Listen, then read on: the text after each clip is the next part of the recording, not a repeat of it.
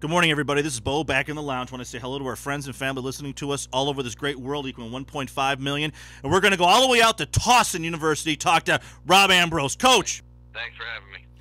Coach, it's got to feel good. We were talking about a few seconds off air to be back home and be in a program like you have. Coming home, I've been doing this for a while now, and coming home in any aspect, whether it's to your house, to your alma mater, your family, it's a great experience, and I can't say enough about it. And the other thing, Coach, is when you step into that locker room the first time when you were announced as the head football coach, did you close your eyes and remember the sounds and the smells of your old playing days? It did come back to me a little bit in a rush, but to be honest, the locker room here is a hell of a lot different than when I was here. It's a lot nicer, so it was a very pleasant experience. I can tell you the old locker room was pretty nasty. Yeah, and I'm sure the smells were different too. Yeah, you got that right. So, modern technology is a wonderful thing. Absolutely, Coach. Coach, when you were brought in, what were the few things that you were trying to do and not change overtly for some of the seniors and juniors? Well, to be honest, we changed everything. School was behind me in this, and I was kind of adamant. If they were going to do this, they told me they wanted to do it the right way. They wanted to change, and they wanted to listen. They didn't want to tell me what to do. So we changed damn near everything about the program.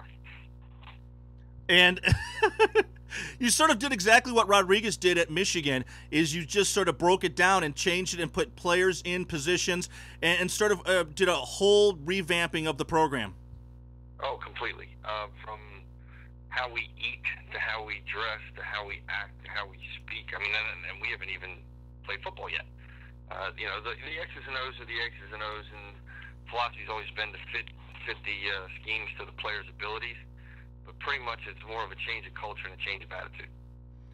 And when you know this as a head coach and as a player, a team is a team as long as the coach or the person staying the course they believe in. And you have that honest approach. You have that reputation. How many of the seniors have really embraced these changes and brought it forth to the underclassmen?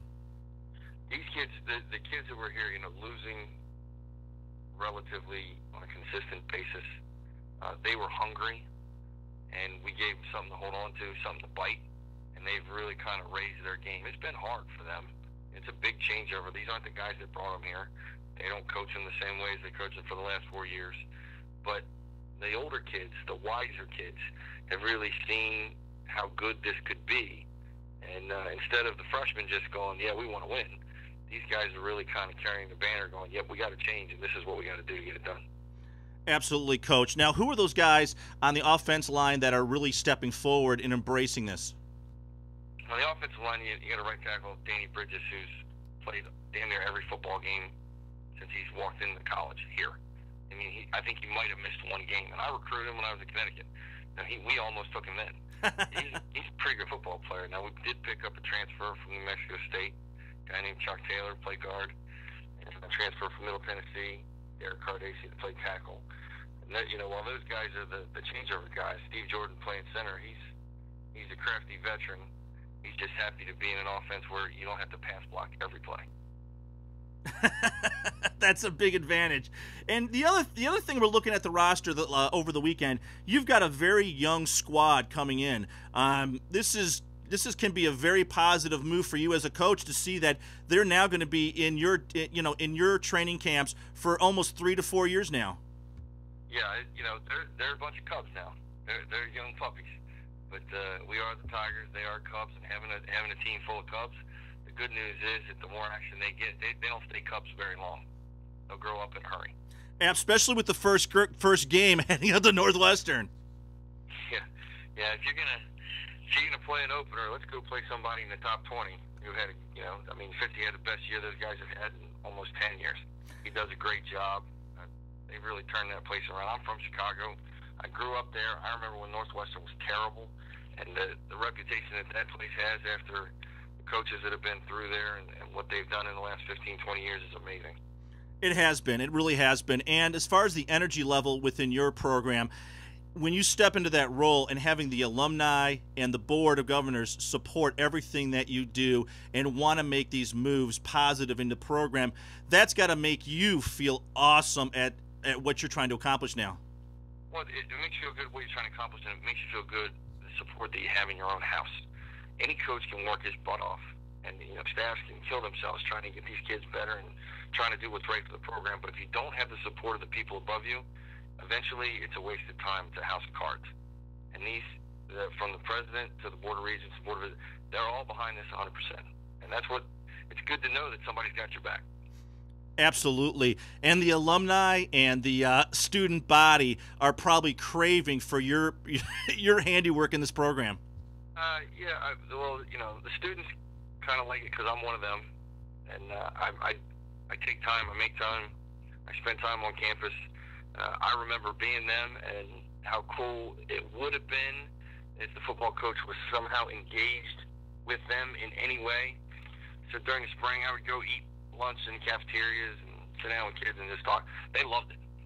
And, I told them if there was a way to raise awareness for this football program in this school, in this town, I'd run naked through the streets of Towson.